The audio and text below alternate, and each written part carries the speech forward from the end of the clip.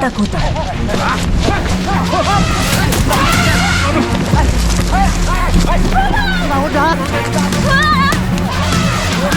Ya ampun. Deket banget tadi dari kami.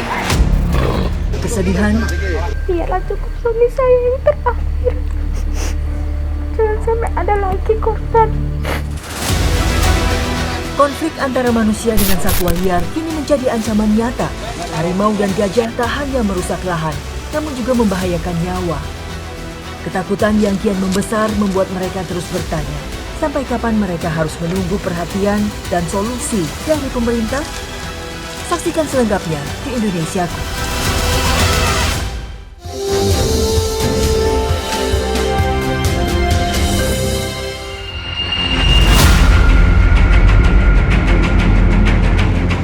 Konflik manusia dan satwa liar yang terjadi di Suwoh, Lampung Barat semakin meresahkan warga.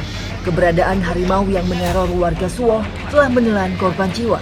Saat ini saya beserta tim dari Polisi Hutan Taman Nasional Bukit Barisan dan Bimas Polres Pesisir Barat yang tergabung dalam Satgas Konflik Satwa Liar terus melakukan upaya bantuan terhadap harimau Sumatera yang telah menyerang warga.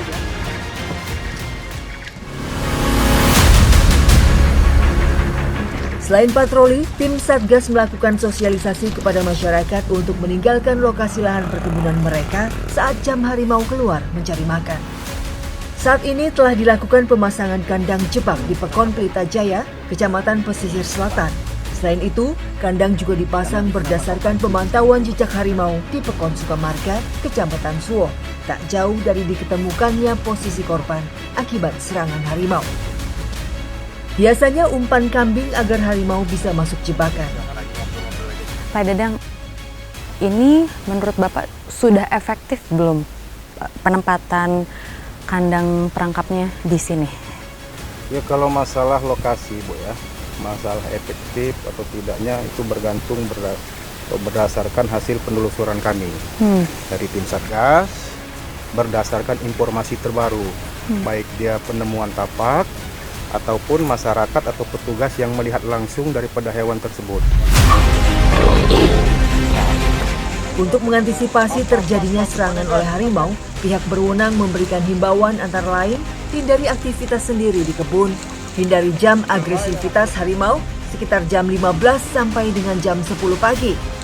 Jika bertemu dengan harimau, dihimbau tidak membelakanginya, pemasangan perangkap harimau, membela diri jika terjadi konflik manusia dengan harimau, dan larangan pergi ke kebun yang terdampak konflik harimau di wilayah Taman Nasional Bukit Barisan Selatan.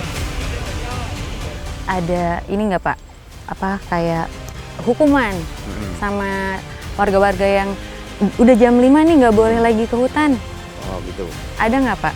Kami nggak boleh melakukan hukuman itu Mbak. Nah, nggak boleh ngambil tindakan itu. Jadi intinya gini, kami hanya memberikan himbauan itu tadi Mbak, hanya memberikan himbauan, kita paling himbau Bapak ini jam sekian, kita nggak boleh ngambil tindakan semacam itu. Sepanjang 2024 di Kecamatan Bandar Negeri Suwoh, Lampung Barat, interaksi negatif harimau Sumatera tercatat menyerang 4 korban jiwa, 3 orang meninggal dunia dan 1 selamat, yaitu Pak Samanan yang berjuang untuk bertahan hidup. Udah nanam timun itu, saya balik sambil lunas kopi.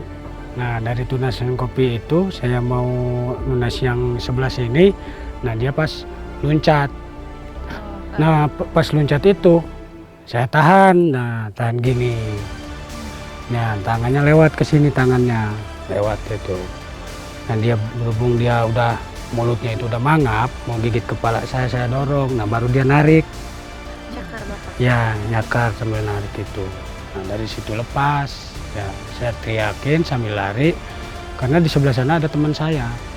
Masih ingat nggak Pak sebesar apa harimaunya? Kalau perkiraan saya kalau dari sekintal itu ke atas kayaknya bobotnya. 1 kintal. Karena gedean dia dari badan saya. Isu-isu yang ada terkait kerusakan ekosistem dan lingkungan, baik langsung maupun tidak langsung telah mengganggu wilayah harimau. Akibatnya, hewan ini memutuskan keluar wilayahnya. Padahal, kawasan Taman Nasional ini menjadi habitat penting bagi harimau Sumatera. Namun, interaksi harimau dengan masyarakat sekitar seringkali berujung konflik.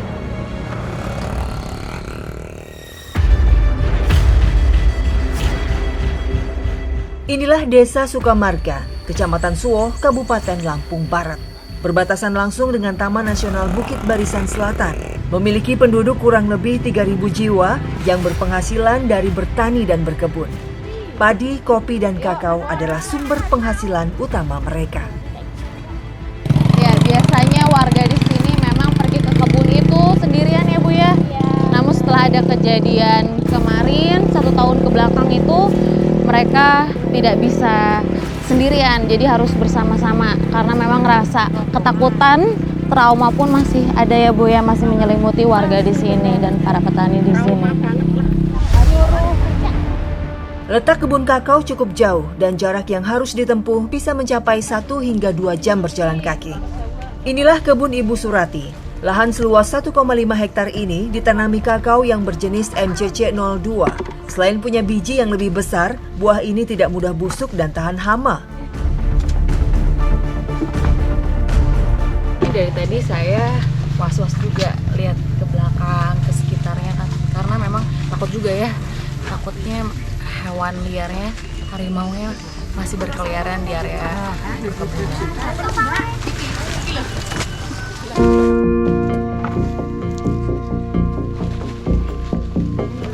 Saat panen raya, lahan 1,5 hektar bisa menghasilkan 2 hingga 3 ton kakao kering. Sayangnya, kehadiran satwa liar seperti monyet, gajah, bahkan harimau di lahan pertanian menyebabkan kerugian besar bagi petani. Serangan ini tak hanya merusak tanaman, namun juga mengancam keselamatan dan mata pencaharian mereka. 2 kali inilah, maksudnya 2 macam satwa liar itu. Yang pertama kan gajah ya Bu. Gajah itu dulu kan nyerang, kalau gajah itu hampir kemukiman, jadi udah sampai sawah itu ngerusak padi udah mau dipanen kan, udah mau dipanen terus diserang sama gajah. Terus setelah itu ini harimau ini yang lebih menakutkan, harimau. Kalau pemerintah ini kalau ini harus nggak boleh digarap atau ini harus ditutup kata orang Jawa ya, gimana lah caranya orang ini bisa makan, terus ditempatkan di mana gitu loh. Maksudnya jangan dibiarin aja kayak gini, harus orang bingung tiap hari. Ketakutan akan serangan harimau dan gajah membuat Sunarsi dan buruh lainnya enggan bekerja terlalu lama di kebun kakao. Akibatnya pendapatan mereka pun berkurang drastis, sementara kebutuhan hidup tak menunggu.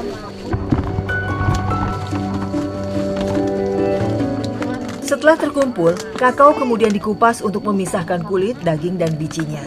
Pengupasan ini biasanya dilakukan di lokasi panen kakao agar meringankan saat membawa pulang bijinya untuk dijemur. Nah, ini saya mau coba buah coklatnya. Kata ibu-ibu di sini manis. Bener ya Bu ya? Coba.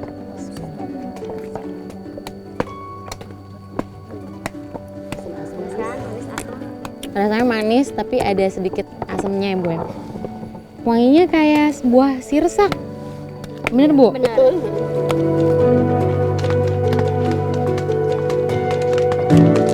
Di tengah bekerja sebagai buruh kakao, Yuni masih menyimpan duka mendalam.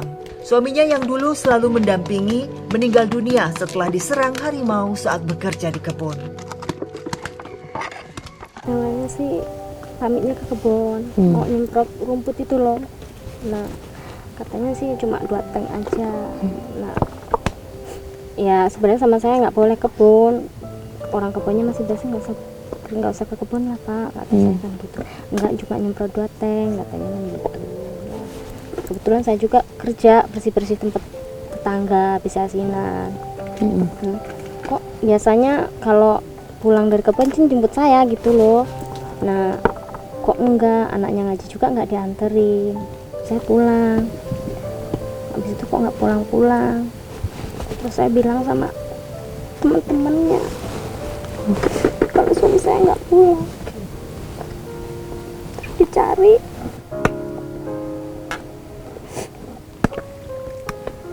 Nggak ada.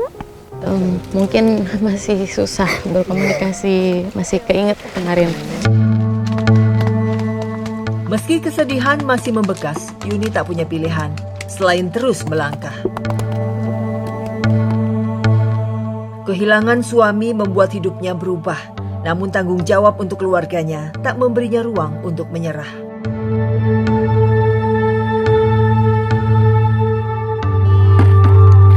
Proses penjemuran biji kakao biasanya dilakukan di depan rumah agar memudahkan pengontrolan.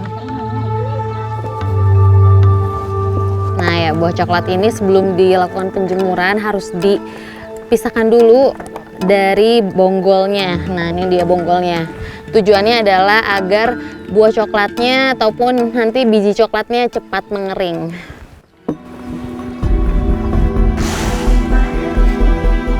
Lamanya penjemuran 3 hingga 4 hari di bawah terik matahari, namun saat cuaca mendung bisa mencapai 7 hari. Ancaman satwa liar membuat petani harus menghadapi kenyataan pahit. Hasil panen yang terus menurun membuat mereka rugi.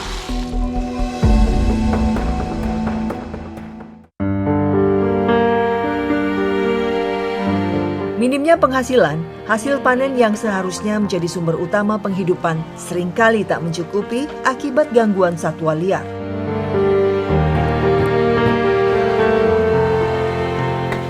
Semenjak kepergian suaminya, Karim Yulianto, bulan September 2024 tahun lalu, akibat diserang harimau, Tami kini menjadi satu-satunya tumpuan keluarga.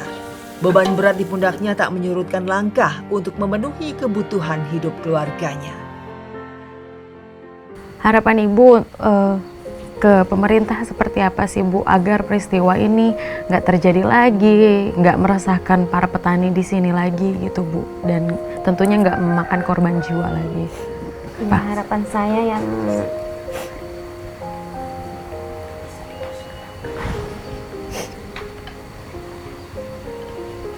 yang udah, maksudnya binatang yang udah tertangkap. Ya jangan sampai lepas lagi, Nggak masuk ke pemukiman lagi ya Bu jangan ya. sampai masuk ke pemukiman lagi, karena itu sangat menjadi momok yang sangat menakutkan bagi kami semua. Biarlah cukup suami saya yang terakhir, jangan sampai ada lagi korban.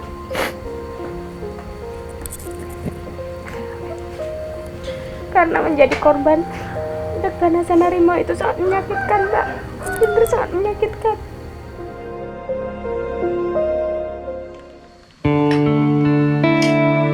Perjuangan Tami adalah cerminan kekuatan seorang ibu. Di tengah duka dan tantangan, ia tetap bertahan demi cinta kepada keluarga.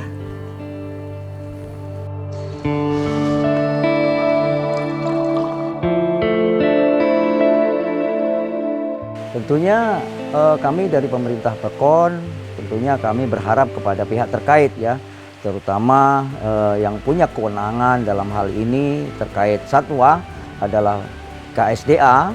Nah tentunya bisa bersinergi dengan pemerintah Pekon juga agar ke depan ini upaya apa yang harus dilakukan agar masyarakat kita ini bisa nyaman dalam berkebun ya, dalam menjaga kebunnya, beraktivitas di kebun, sehingga ada langkah ya, langkah yang positif. Semua dilubuhin. Lihatlah tuh, ya Allah, bagaimana ini, ya Allah.